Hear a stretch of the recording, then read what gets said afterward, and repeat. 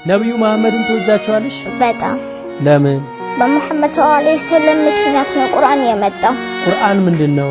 የአላህ መልእክት፣ እኛም ማንበብ ያለብን። አደም አለይሂ ሰላም ከአፈር ነው የተፈጠሩትና ደግሞ እሱ ነበር የመጀመሪያ ሰው ዓለሙ ላይ አላህ ጀነት እንዲኖር ፈቀደለት። ከዛ ደግሞ ሐዋ መጣች ከአደም አለይሂ ሰላም ግራጎን ነበር።